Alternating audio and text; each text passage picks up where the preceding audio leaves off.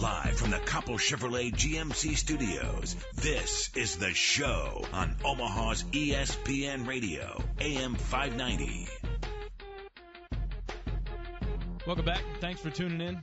Join the conversation at am590espnradio.com. That's am590espnradio.com. Find links to the email, my Twitter account at the Michael Gray, and most importantly, the Facebook page where the Red Zone Ticket Blitz is alive and well this week with your chance to win tickets to Saturday night's Nebraska-Wisconsin game.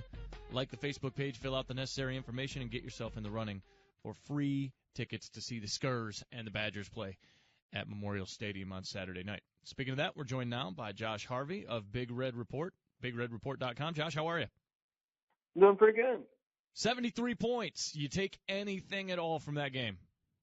No, I told you guys last week, and no matter what they did offensively, defensively, you can't take anything they did against Idaho State with – I mean, it's not even a situation where you can take it with a grain of salt. Idaho State, I mean, you could clearly tell they didn't even have close to the same athletes. They didn't have the guys that could compete with Nebraska's fourth or fifth string. And so, no, you really can't – you can't take anything they did in that game to the bank or anything whatsoever.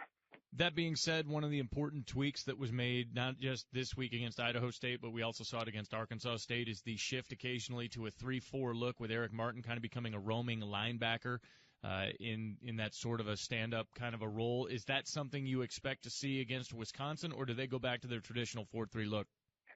I think they go back to their traditional 4-3 look, but I think they find a way to get Eric Martin on the field and maybe have him coming off the edge at the defensive end spot. I think Eric Martin has shown that he's just too athletic and too quick, something that I guess this defensive line right now doesn't have, to keep him off the field. And so I think while they go back to that traditional look, and it sounds like they're kind of excited about it if you listen to the post-game afterward from Saturday, John Papuchis said, I am so excited to get back to playing a traditional Big Ten team. But I think you have to find a way to get Eric Martin on the field in some sort of capacity, whether he is a defensive end, whether he's a linebacker that's playing up close to the line of scrimmage, whatever it may be. He's just too athletic and too valuable. He's shown over the last couple games to keep off the field. Any concern at all for you that Tim Beck outthinks his game plan now that they get into the conference schedule a little bit like the fourth quarter against UCLA with what this team does well, and by that I mean run the ball? Well, sure. I mean, I think you can look back to UCLA. I think you can look back to situations last year against this Wisconsin team, maybe even against Michigan a little bit. They got away from the running game, and they did that. I think the first time we really saw it last year was against Wisconsin. When they faced a little adversity, they put the ball in Taylor Martinez's hands and told him to go to work. And how many interceptions was it? I believe 3 for Taylor in that game. And I think that was the first time that we really saw that Taylor Martinez is best when he is in a balanced offense.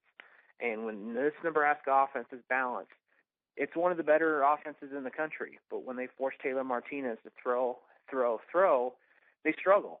And I think Wisconsin, got that game plan. I think they're going to try and put him in long passing situations and know, when Martinez has to air it out. But, until Tim Beck or in this Nebraska offense, shows us something different, I think there's always room for concern.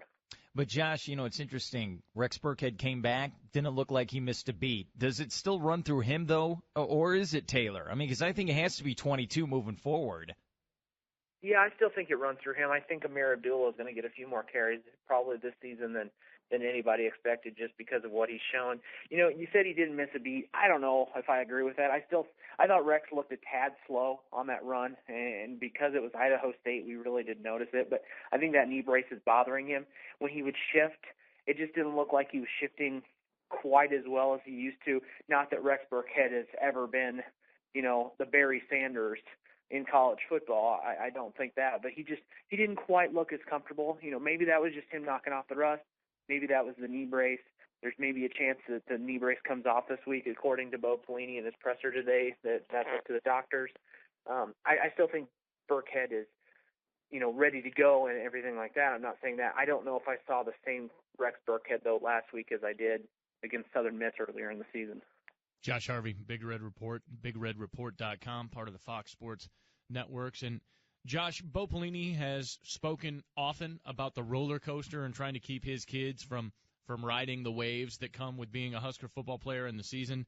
Obviously, the first inclination is to take that to the negative and say, yeah, well, you want to keep them shielded from the criticism after a bad game.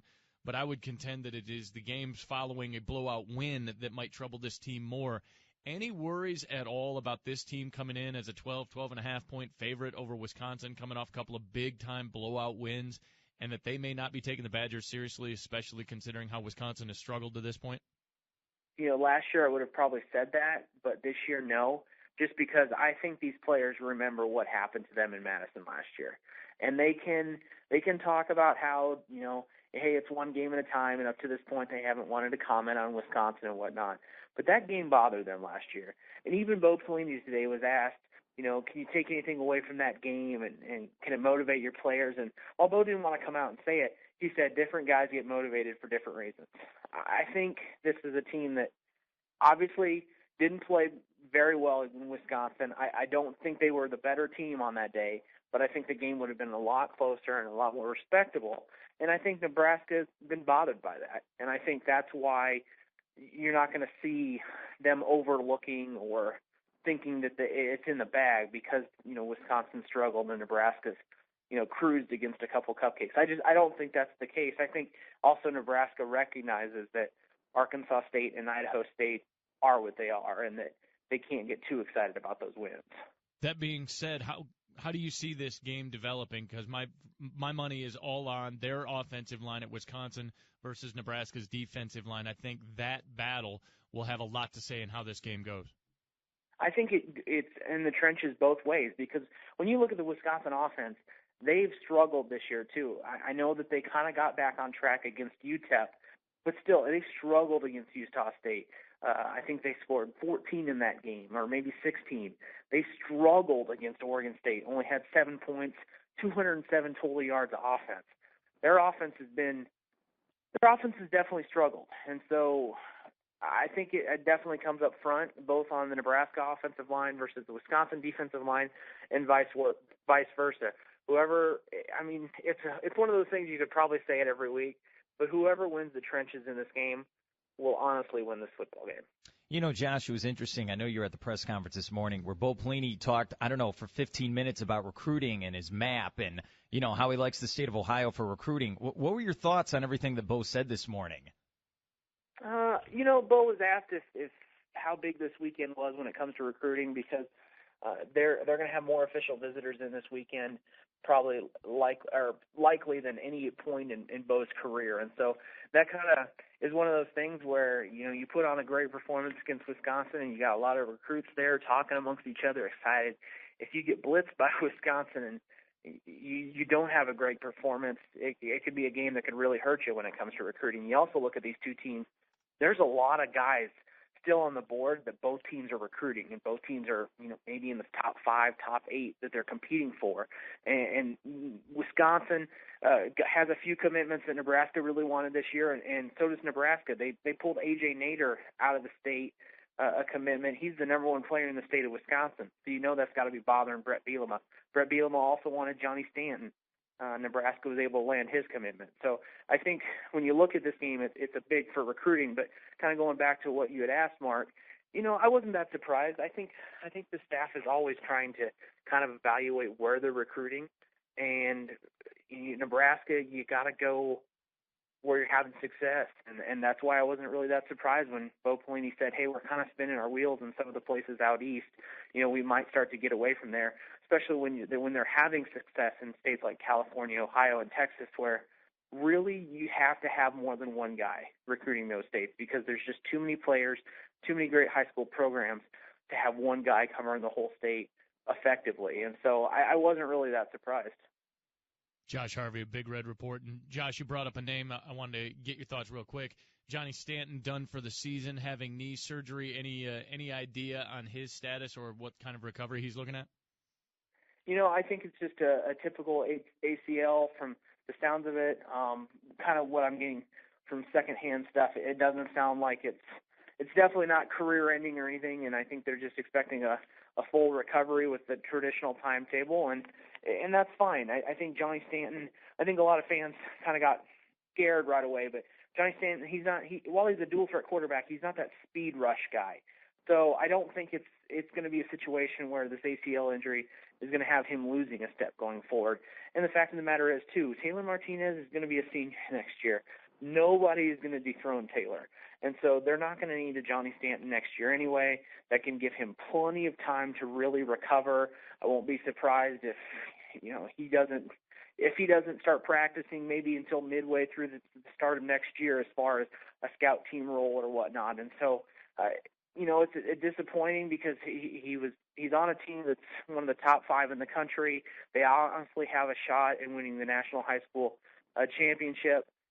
And so that it's got to be disappointing for him. He was approaching a lot of his school's all-time records.